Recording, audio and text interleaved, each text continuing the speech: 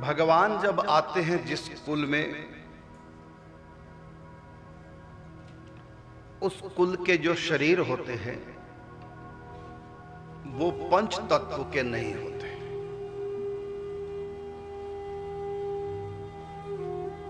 जैसे वसुदेव देवकी के यहां भगवान आए तो वसुदेव देवकी के शरीर हमारी तरह पंच तत्व के नहीं थे, और न ही वसुदेव के माता पिता के शरीर, और न ही वसुदेव देवकी के वसुदेव जी के दादा दादी के शरीर। जिस पीढ़ी में भगवान आते हैं उससे 2 पीढ़ी पहले के जो शरीर होते हैं वो पंच तत्व के नहीं होते, और जिस पीढ़ी में भगवान आते हैं उससे आगे की 2 पीढ़ी के शरीर भी पंच तत्व के नहीं होते। तो 2 पीढ़ी पहली और 2 पीढ़ी बाद वाली 4, और बीच वाली में श्री कृष्ण।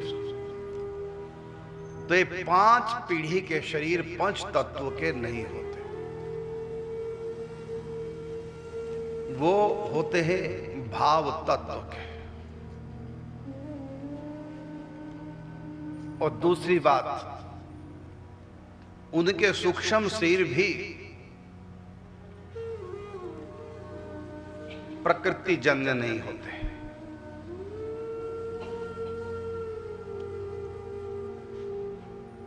ब्रह्मा की सृष्टि के अंतर्गत ये 5 पीढ़ी होती ही नहीं। यहां तक कि इनका भाग्य भी नहीं होता, न इनका कर्मों के अनुसार अर्थात भाग्य के अनुसार जन्म होता है, और न ही भाग्य के अनुसार इनका जीवन और जीवन में जो भी उतार चढ़ाव आते हैं वो कर्मों के अनुसार नहीं, भाग्य के अनुसार नहीं, भगवान की इच्छा के अनुसार। केवल श्री कृष्ण का शरीर ही ऐसा नहीं कि चिदानंदमय देह तुम्हारी विगत विकार जान अधिकारी, केवल श्री कृष्ण राधा माधव का ही नहीं, बल्कि 2 पीढ़ी पहले और 2 पीढ़ी आगे की इन 5 पीढ़ियों के शरीर हमारी आपकी तरह पंच तत्व के नहीं, भौतिक नहीं, और देवताओं के शरीर की तरह दिव्य भी नहीं। देवताओं के शरीर दिव्य होते हैं, अर्थात उनमें अग्नि तत्व की प्रधानता होती है। होते पंच तत्व के ही, लेकिन अग्नि तत्व की प्रधानता। जैसे हमारे भौतिक शरीर पंच तत्वात्मक है, मिट्टी जल अग्नि वायु और आकाश, लेकिन इसमें मिट्टी तत्व की प्रधानता है, इसलिए इसको मिट्टी का शरीर बोलते हैं। तो मिट्टी तत्व की प्रधानता होने से, पृथ्वी तत्व की प्रधानता होने से ये शरीर पार्थिव कहलाता है। हमारी तरह देवताओं का शरीर पंच तत्वात्मक तो है, पंच तत्वों का तो बना हुआ है, लेकिन उनके शरीर में अग्नि तत्व की प्रधानता होती है, इसलिए उनको दिव्य कहते हैं। जैसे अग्नि जब चाहे प्रकट हो जाए और जब चाहे अप्रगट हो जाए। जब अग्नि अप्रगट होती है तो अपना शरीर नहीं छोड़ती, दिखती है लो के आकार में अग्नि, लेकिन जब वो बुझ जाती है तो उसकी लो का मृत शरीर नहीं मिलेगा आपको, क्योंकि उनका शरीर दिव्य है, अर्थात अग्नि तत्व, अग्नि दिव्य है। तो अग्नि तत्व का शरीर होने से वो दिव्य होता है देवताओं का शरीर। लेकिन जिस कुल में भगवान आते हैं उनकी जो 2 पीढ़ी पहले 2 आगे वाली इन पीढ़ियों के जो शरीर हैं वो ना हमारी तरह से भौतिक होते हैं, मिट्टी प्रधान, और ना ही वो देवताओं के शरीर की तरह अग्नि प्रधान दिव्य होते हैं, बल्कि वो शरीर भाव देह होते हैं। और भाव देह का अर्थ क्या है?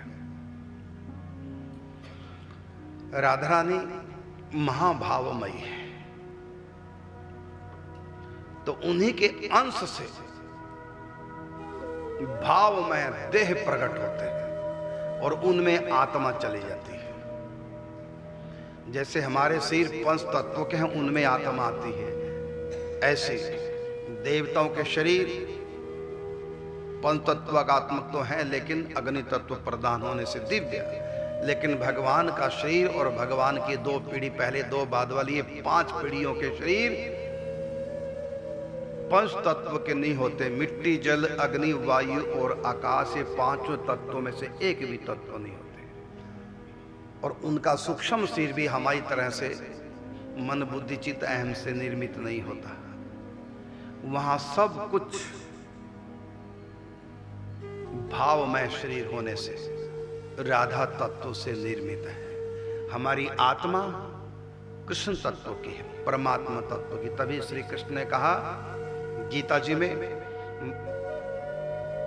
ये आत्मा क्या है? ममई वांशो जीव लोके जीव भूतः सनातन। ये आत्मा मेरा सनातन अंश है। तो हमारी आत्मा किस तत्व की है? जिस तत्व के श्री कृष्ण है उसी तत्व की हमारी आत्मा है।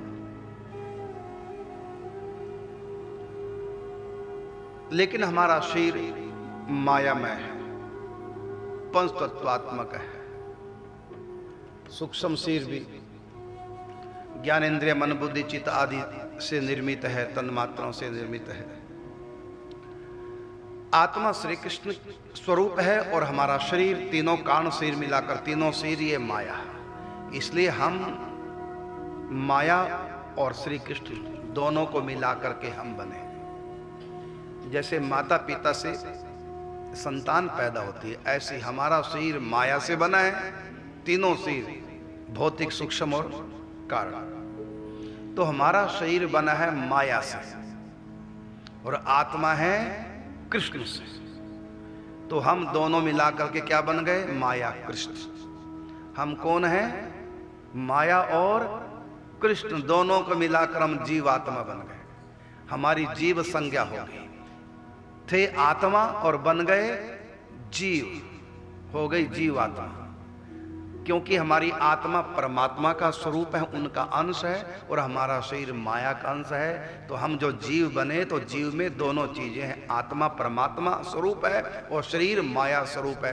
तो माया प्लस परमात्मा, तो क्या बन गए? दोनों को जोड़ दो, श्री कृष्ण को और माया को जोड़ दो, तो लो दोनों का नाम माया और कृष्ण।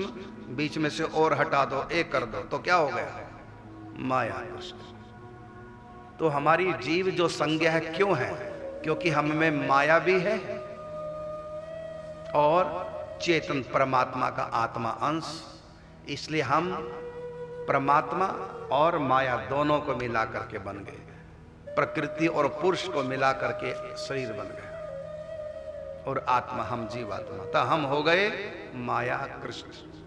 हम कौन हो गए? माया कृष्ण। अब भगवान की वो 5 पीढ़ियां, उनमें 2 पहली 2 बाद वाली, बीच में राधा माधव। अब वो पीढ़ियों का शरीर कैसा है? वो माया कृष्ण नहीं है। उनकी आत्मा तो हमारी तरह ही है, कृष्ण का रूप। उनका शरीर किस तत्व से बना? हम माया तत्व से हमारा शरीर बना, और उनका कौन से तत्व से शरीर बना? राधा तत्व से शरीर बना। राधा कौन है? प्रेममयी है, महाभावमयी है। तो प्रेममय शरीर है, भावमय शरीर है।